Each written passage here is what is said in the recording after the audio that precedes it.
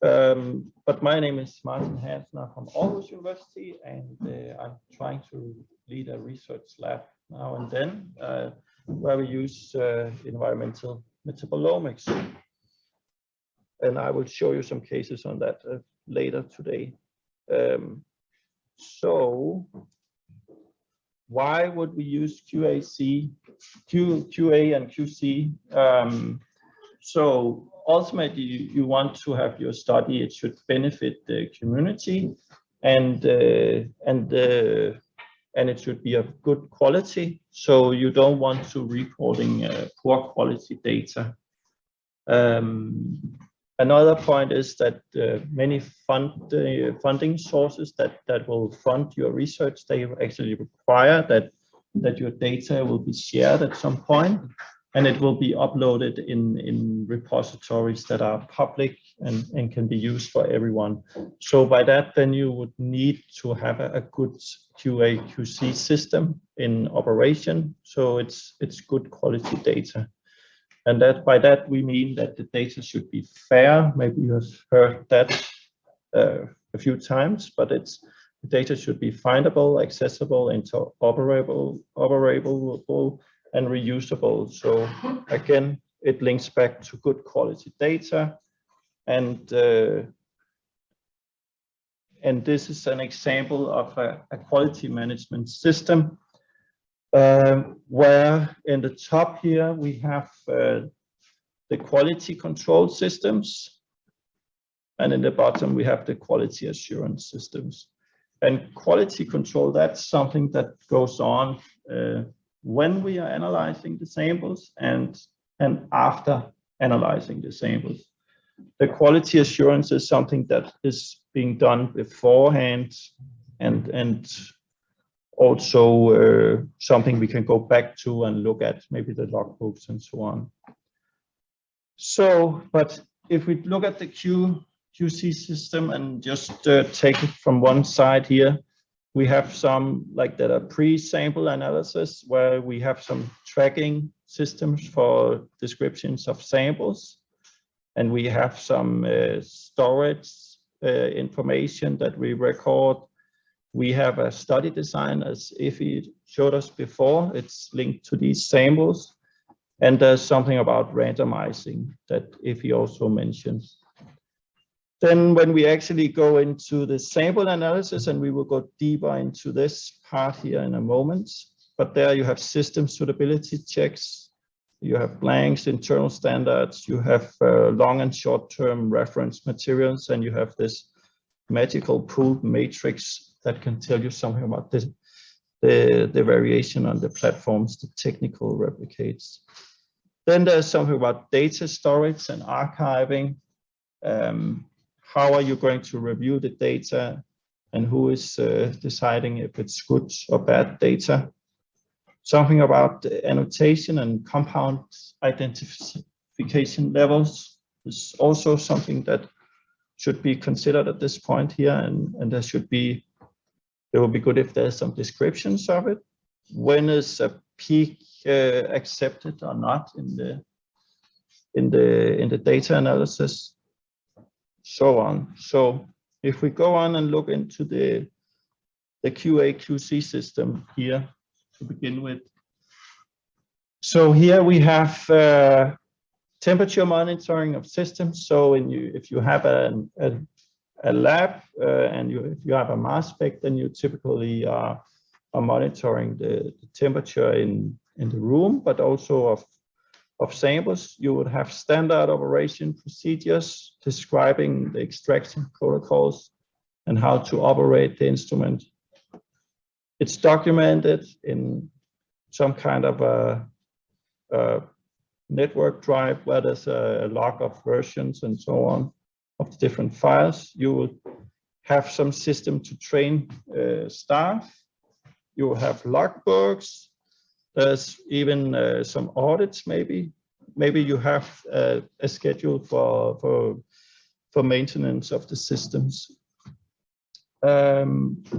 And there's some examples here of a SOP, as many of you probably know, where we have written down an extraction protocol for some small animals at Daphnia, or you have a logbook for the instrument. Then there's where you store your data and how you deposit it in repositories. There should also be a clear idea or descriptions of it. Many don't have any descriptions, but good ideas how to do it. And there's some examples here where there's a place called Metabolites that are hosted by the EMBL EBI organization. There's, for instance, the GNPS environment that also have some good repository possibilities, and then there's something like the Metabolomics workbench. Then you would also like to have some internal descriptions of where is your data stored when you acquire, how are the clients or the people working on the data, how is that data distributed, and maybe there should be an archive of the data. For instance, if you have Horizon or European Union projects granted by the European Commission, then they require that you store data for 7 years. So you should have some descriptions or some structure in place for this. Exciting stuff, huh? Mm-hmm. Any questions? So the quality control, it's something that is a set of activities during or after analysis. And the first one we are going to look at here is the system suitability control. That Ify was talking about this a few moments ago, and this could be a sample that you have in the lab, and you run that to check the analytical platform. It could be a mix of standards, or it could be a complex sample. In our lab, we have taken a fetal bovine serum sample, extracted it, and spiked it with, I think, 40 different pharmaceuticals. And then we have subdivided that into 1,000 vials. So every time that somebody is going to use the platform, we run this on the platform, and we can check if the platform is operating or into standards. So you could just say that there should be like so many peaks we should be able to see. They should have this and this intensity, and the mass should be within this accuracy. Then we have the Intra Study Aqc. This is also the pooled sample. It's being used for conditioning the analytical system, and it's saying something about the reproducibility of the study. It will monitor and correct for systematic errors, as we talked about with Ify before. And it can also be used to filter out metabolites you detect later on in your study. If you, for instance, are seeing too high variation on some metabolites in this pooled sample, like more than 50% variation across the study, then maybe they are not worth to include in the data analysis. The last point E here on the QC is that it's also being used in a dilution study. And I have made a small diagram down here. So, because maybe in your samples you want to show that that metabolite, a certain metabolite, it's in half concentration in some of the samples. So it's a very significant and a very important metabolite. So, but you need to show that that you actually have a relationship with concentration for this metabolite, and you could do that with a QC dilution study. So basically, you take the raw QC and then you dilute it 2 times, 4 times, 8 times, and so on. So that could generate these relationships for each metabolite in your data set. And I don't know if anyone are doing this already or have some experiences with this. No? Yeah. So what are you doing in your lab? Can you? Standardly do dilution studies and check to see the linearity. If the linearity is below a certain level, then you say this is a metabolite, which you might be able to see if there are really extreme changes, but you can't say whether a twofold increase and fourfold increase is like two and fourfold. This is more, and it's even more than the other. Yeah, yeah. The drawback of this approach is that what happens if the metabolite is 4 times as high concentration, then you cannot use this approach. Then you have to buy the standard and verify. But process blanks, as Effie showed before, it's a very good idea to be able to filter out the prep that is introduced in your sample prep, and you can use these process blanks to filter out that in the data treatment. And it can also give you some ideas if there's carryover of your systems. So there could be also something that is called a solvent blank, where you are seeing if there's something wrong in the system and there's a contamination in the system. Then you want to, I have included a spike QC that you would use to, you will fortify it with the known metabolites that you are interested in, and that will confirm the identity of the metabolites, and you will annotate the metabolites in this standard at level 1. And this is not well described in many papers, but I have included it here for you, and I would include such a sample in if not all, but in most studies to confirm the identity of the metabolites we have found. And I don't know if there's anyone that has experience with this or doing this approach at the moment. Yeah, also. Yeah. But of course, the problem with Untitled is that this is going to be extremely problematic to get this implementation. Yeah, yeah. Then we have something called the long-term reference materials. So that can be used if you are looking into plasma samples, then you could obtain this material from NIST, for instance, and you can extract this together with your samples, and maybe you could use this to bridge or normalize data sets. And I can show you an example of this in a moment. Question about, yeah. Is there a specific reason why it shows for the dilution exponential? No, because I was lazy in lab when I'm doing it, so I just use a factor of 2 between. But ideally, you would go from 100% down to 1%, something like that. How to evaluate the QCs of the pooled QC. So this is an example of a small metabolomics company in Denmark that has around 15 employees and are running 200 studies a year with untargeted metabolomics. They have built this small MATLAB tool where they can evaluate the QCs.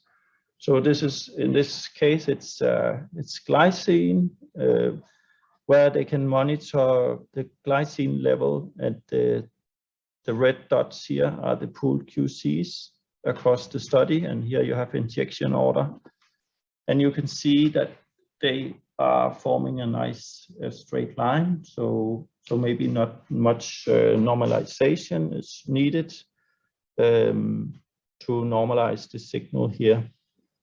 And then you can see in some samples, maybe these are blanks, or maybe it just has low levels of glycine.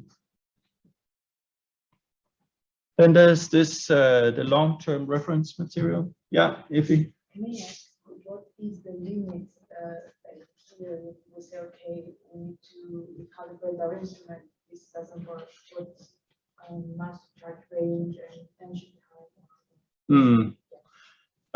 So if you see that this, if glycine, for instance, is dropping down here in the pool QC down to this level, so maybe something is going on and your instrument is not performing good, and then you have to stop and clean the system and then restart the sequence, or maybe even start all the way from the beginning.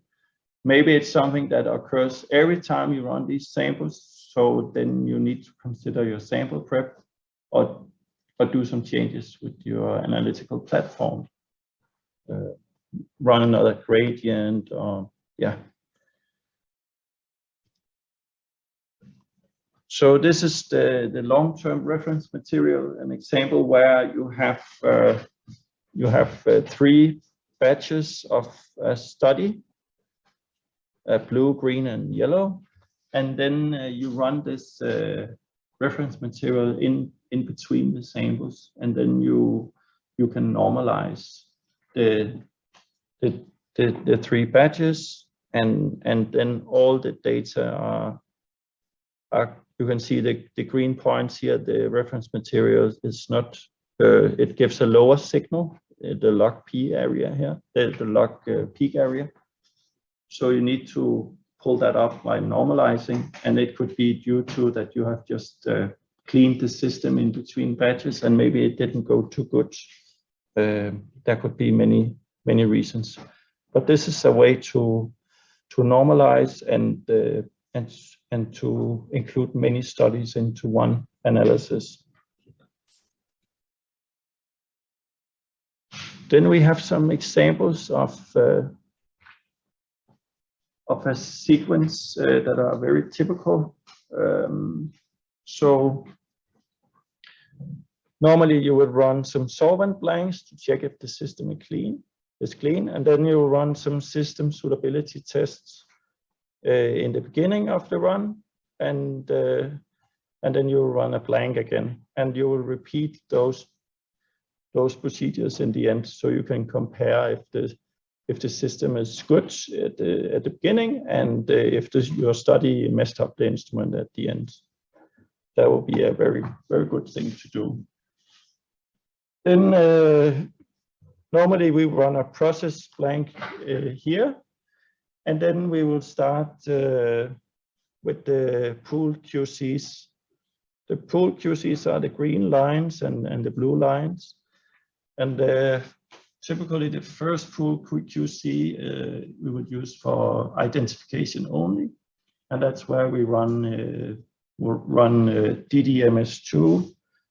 So we run fragmentation, so we can use the data to identify the molecules. All the other injections in these cases are typically just run in full scan MS. Then you run 3 quality controls to condition the system. So there's stuff from the matrix that are absorbing to the analytical column and are conditioning. And then you will start your samples, and the samples are randomized. And then after a few injections, maybe 4, 5, 6 injections, then you have a pool sample as a quality control again. And then you have another 4 samples, quality control, another 4 samples, quality controls. And then you will end up with a blank to see if there's carryover. And then you will also do more identification injections. So some people are also including, this is only an example, but some people are also including process blanks inside the, the run. But we have found out it's not so good because it will destabilize the system. So the equilibrium will be messed up, and because the process blank is not the same as a matrix sample.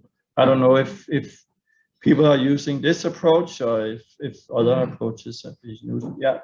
What do you mean by this? You have to change rotation time, like for the compounds when you have a process blank, or But they don't have the same metrics, and does that make sense? So the process blank is where you just are extracting your solvents in your extraction procedure. You don't add your matrix, and the matrix contains a lot of molecules that are equilibrating the analytical system. So it will mess up the equilibrium of the system if you inject the process blank. That's our experience, at least. Yeah. Why I wonder why you do the process blank before you repeat your identification, like 26, 27. Yeah. Don't you get artificials then also? So if you want to use it then for identification without matrix is different? Yeah, it could mess up. Yeah, you're right. Ideally, you would switch 26 with 28. Yeah, you're right. Yeah. Yeah, Daniel. Maybe one important thing. I assume this is the strategy for your nano-LC runs, right? Mm-hmm. So what you describe as like conditioning might be like more important for like the nano-LC gradients than it is for normal flow. Yeah, I think you also need to do conditioning of regular. Sure. I think it's not as like No. One important thing, and I don't know, it would be also interesting to hear what others do. Like one reason for us why we want to run the process blanks at the beginning is to like not kick out things that may stick to the column. Carry over, and then we get it in our process blank because it's run at the end, and those features would be eliminated in our data cleanup. Yeah. And then it will typically look like this, where you have your blue circles here are the quality controls, and the yellow are the samples. And then you would typically see a pattern like this for one feature or one metabolite in your data set, where it's kind of drifting. And then you are using different tools to normalize your data after this drift. And maybe we will talk about these tools later in this week, but that's definitely a possibility. Then you also run your system suitability test in the beginning, and it looks like this on our system, where you have a lot of peaks, and we go in and check maybe 20 of them and look at peak width, what's the mass to charge, is it off, and so on. And then we run that after the study also, and then we get something like this. And what do you think about that if we had a study like this? This is a very typical case. It's the same sample before and after the study. So it's very clear that something happens with the sensitivity of the system, and it has probably the study has affected the performance. So maybe when we look at this curve here for the study, maybe it's going down here in performance, and we should probably have stopped the analytical run in beforehand and restarted it, or do some different sample prep. This could be a typical case. Then we have another fun, just a quality check in our lab, because we have found out that it's not so easy to put the right vials in the correct positions sometimes in the auto sampler. So there's one person that are generating the sequence list and are putting the vials, which are clearly labeled with numbers or letters. Very few numbers and letters, and don't make complex codes, please. And then person 2 reviews this, like, is it the correct vials that has been inserted in the right positions? This is not something that has been written many places, but this is a good laboratory practice. Yeah. Is there a possibility to do this normalization in a vendor software already, or do you always after? Is there a feature to normalize the QC example? Yeah, so there's, I know we are going to work with MZ9 later this week. There's some options there. There's vendor softwares where you can do this. I even think that the DNPS environment can do some stuff there. So yeah, I don't know. Yeah. We will talk about that later this week. I hope Francesco will mention it maybe. So yeah. It's also about the keys. I know we'll talk about this later, but in the graph that we showed at the beginning. And for my, I also did like a similar sample sequence where I had 5 keys, which for the actual sample, and those keys that were run without samples, and looked significantly different from the others. Like I did a PCA, and I had like 2 clusters of 2 keys, the ones before the samples and the ones that were run in between, which is why I actually decided to not use the first 2 keys because I didn't think that any sort of normalization would make sense. But yeah. So you're completely right. So your quality controls, they don't look alike, right? The first 5 or something like that. So here we have included 3. So many they would choose just to use the last one for their data analysis, because these here the first 2 or 3 are just for conditioning the system. Yeah.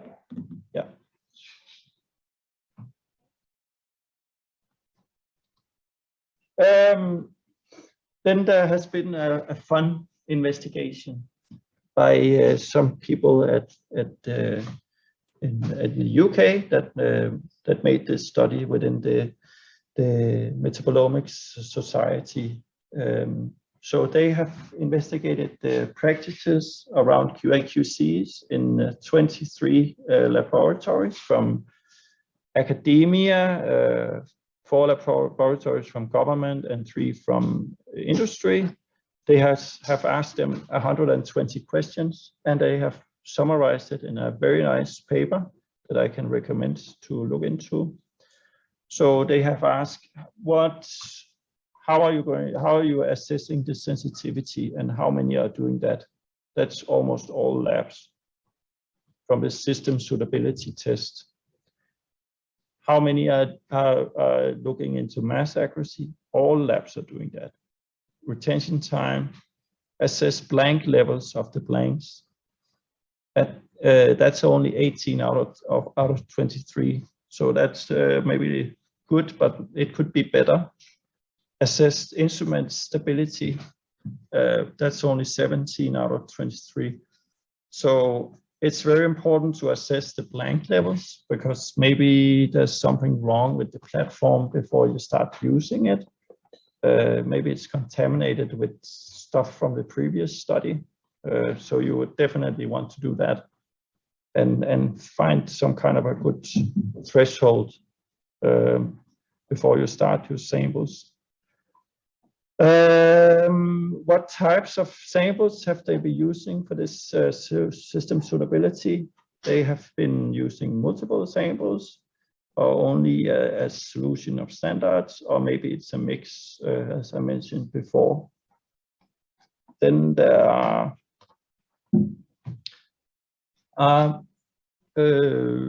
we cannot see that, but then there's how are you going to evaluate the process and extraction blanks?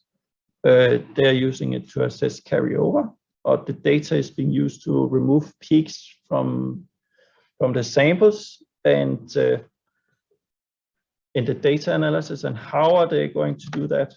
What ratio are they using? For instance, maybe they find a metabolite in the blank, but they also find it in the sample. How large should this ratio should it be between the sample and the blank? Some are using a ratio of 20, others are using 10. We are using 100 sometimes, mostly. The data is being used to identify contaminants in the sample prep. It's also highly recommendable. What are you using the pool QCs for? Conditioning, assess reproducibility of batch analysis, assess the technical replicates to filter out peak data, and only half of the participants are doing this, which can be a bit surprisingly, because this pool QC, when you are injecting it multiple times, then you would get a lot of information on the different metabolites, and maybe if the metabolites in this pool QCs are varying too much, maybe this variation is 80%, then maybe it's not a good idea to include in your data analysis. Then you could cut out these metabolites that has too much variation here, and there's some different approaches here. So I don't know if people are using such an approach already. Oh, a few. And then there's it's used to evaluate the peak quality. And then many people are using internal standards, which is good. It depends on where you want to publish your work in the end. If you are going into the chemistry direction, then it's highly recommendable to use internal standards, but maybe not always in the metabolomics societies is it needed. What are they going to use it for? Assessing chromatographic performance and instrument drift. And some people are even using it for peak retention alignment. So and aligning the data using these in each individual sample.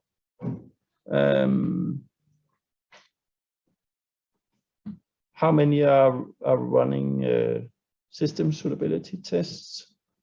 It's 23. This is the summary of the study. I want to bring attention to how are you going to do the quality assessment in the end after analysis. How many are established level 1 confidence identifications where you spike in the metabolites? All the labs are doing that. Use PCA to assess the data quality.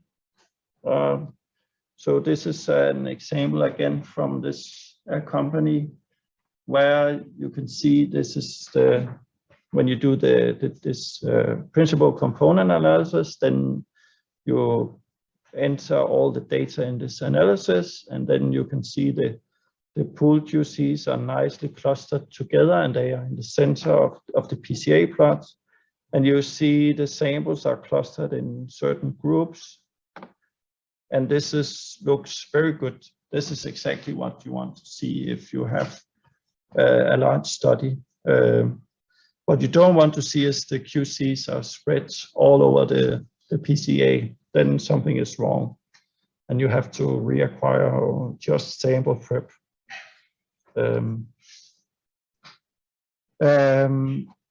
Review peak integrations is also good.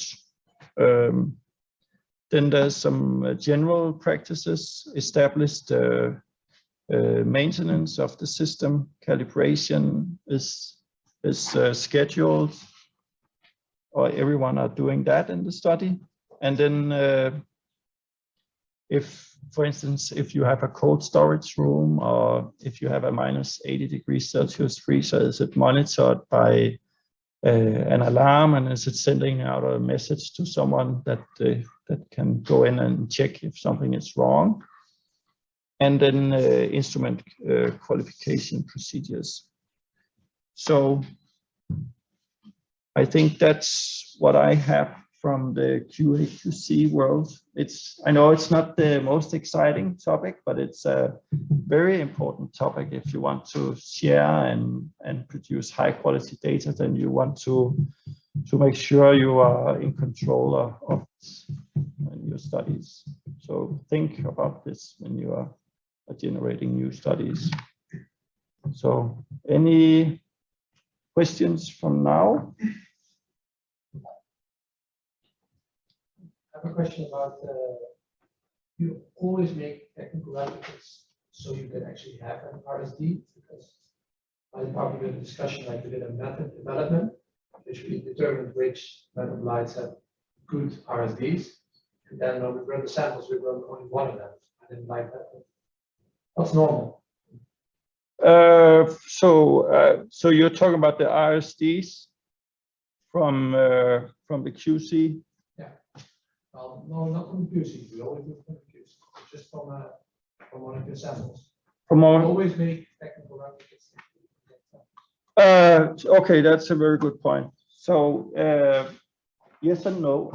so not many are doing technical replicates. So you mean by taking this sample list and then run it again in another order? Yeah.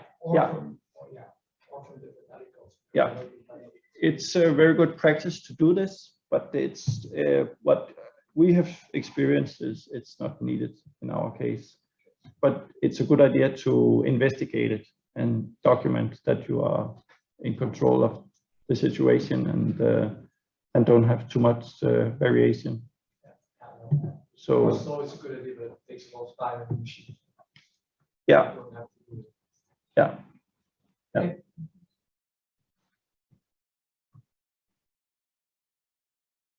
I'm looking at this structure, like when we compare the start to the end, I guess the difference depends on the retention time or which peak you are really looking at.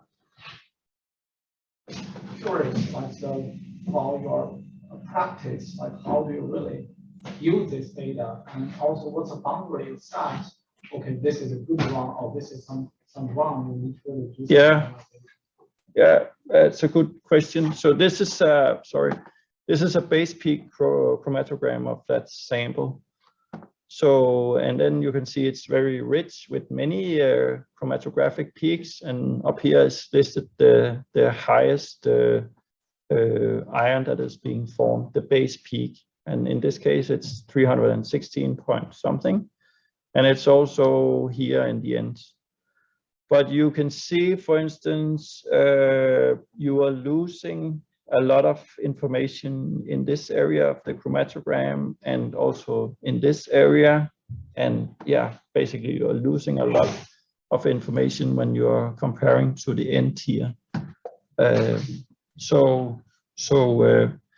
What we are doing is that we are extracting 20 of these metabolites and are evaluating them on retention time, mass accuracy, and area variation. So, does that answer your question? And it's quantitatively to set up a boundary, like one is stripped by 80% or 90% of the practice. Yeah. You would typically do that. I must say we are in the process of setting this up right now. We have been running for, I don't know, 4 or 5 years, and now we are ready to pull out the data from the system suitability test. But this is typically what you would do. Yeah. If you look at this example, you see that after like 16 minutes or so, things look pretty okay. It's the first which are not okay.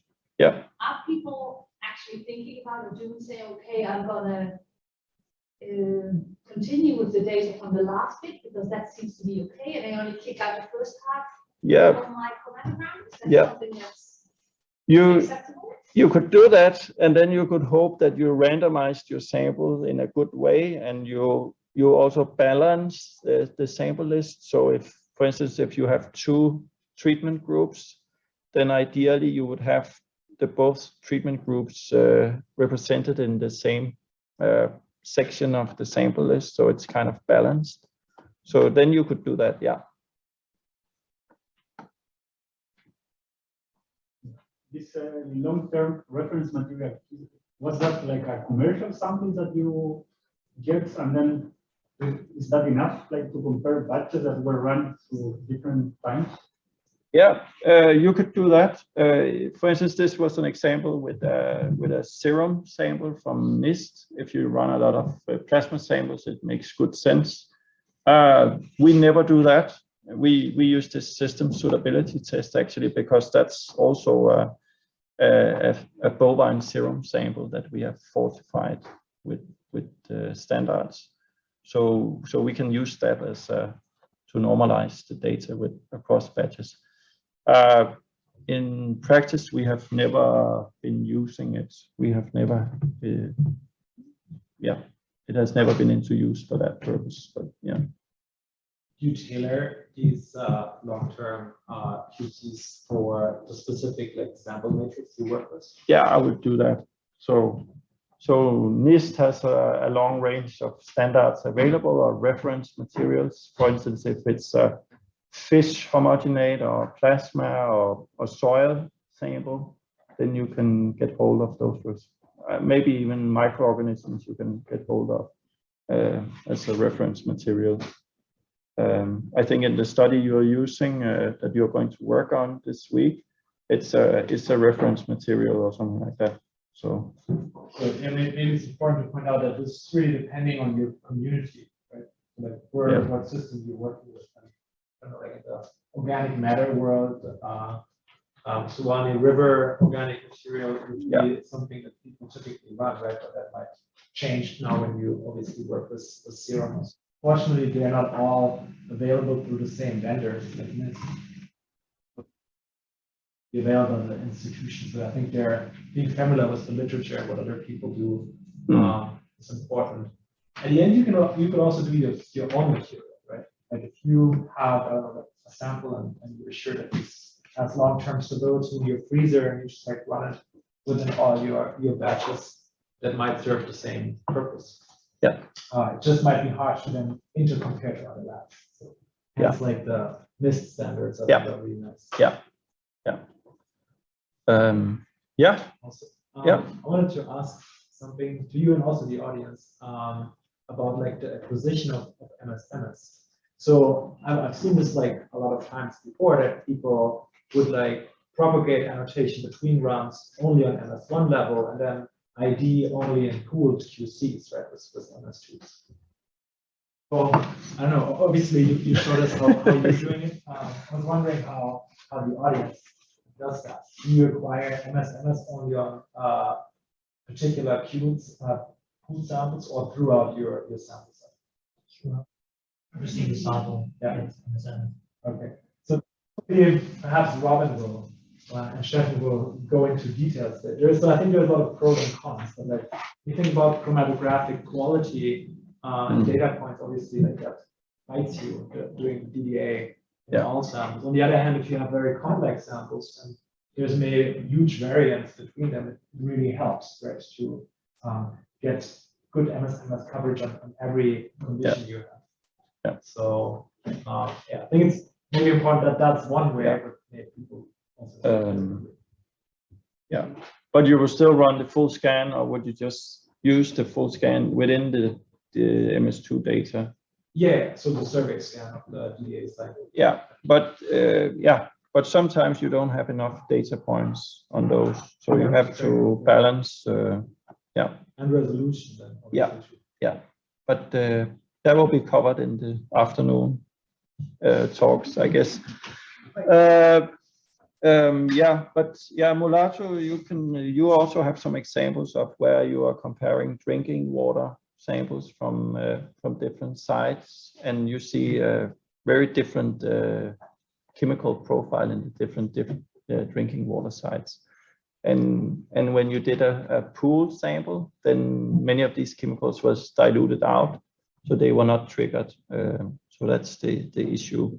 But there we have this IE approach that we are using in the lab that there's a few good reportings on from other labs that where we are excluding the MS that we already have been triggered in the previous samples here. Then we are putting those triggers on an exclusion list, so they are not being triggered again.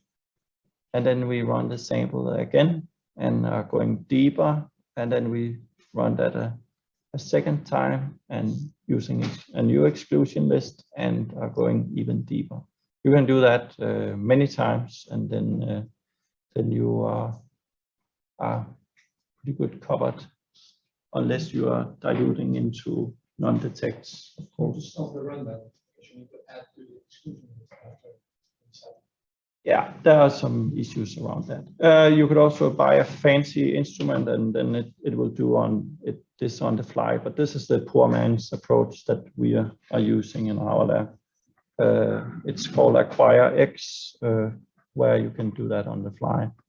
Yeah. Yeah. But it also depends on the platform you're running your system with, right? I mean, if you have a water instrument or like Edgelit or like a thermal, they all use different kind of methods how to acquire MSMS data. Are we talking about a little bit of differences between platforms and the problems? Because we have problems. There's no problems, but yeah, the platforms will be covered in the afternoon today. Yeah. So we'll cover the basis of like QTalk platforms and arbitrage. But we won't go too much into like the pitfalls of like, especially then also vendor differences, which we know there are a lot. All the data we're going to use here will be all arbitrage data. I think that has been a performance issue reason, but also simply a data conversion issue. So a reason. So we have problems like converting, like there might be solutions, but it's not as straightforward. So thermal raw files are very easy to convert to MS Converter.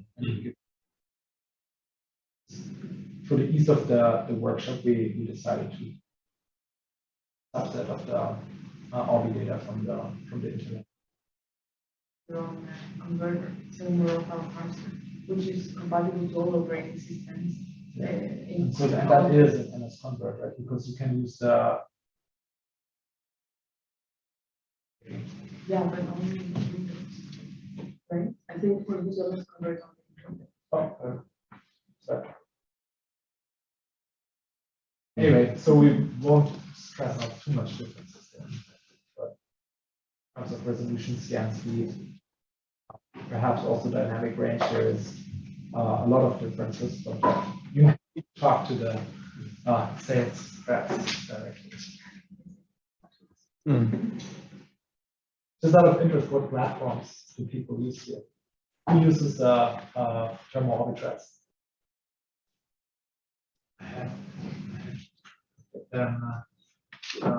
Waters, QTalk. Okay, Kruger, QTalk. Two of those, is it Timstar already? Okay, because that's a pretty new, interesting email. Then what else? Agilent. Okay. Shimatsu. Okay, did I forget something? For LCMS? Size. Size, yeah. Size. So it's heavy on the one Kruger side, which for me personally, out of historic reasons, that were the instruments that I had available. So we also does a good job in supporting cloud conversion now. Yeah, at the beginning it was also challenging. Yeah. All right. Good. There are some questions in the chat. Daniel, can you? That's the point. Let me read it.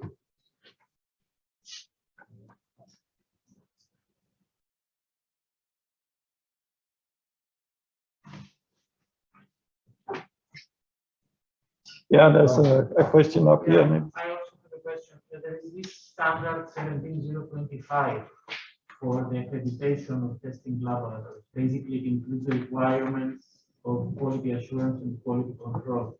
Yeah. For a laboratory to be accredited by the national accreditation body. And I was wondering if in Europe or if among the participants are there any laboratories accredited for this non-targeted metabolomics analysis, or are there any laboratories that considering to go for accreditation? I don't know.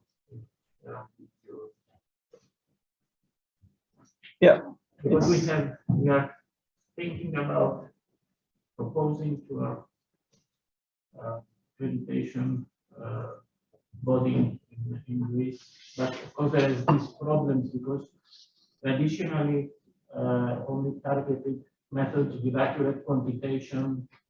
So there must be a new guideline for non-targeted analysis.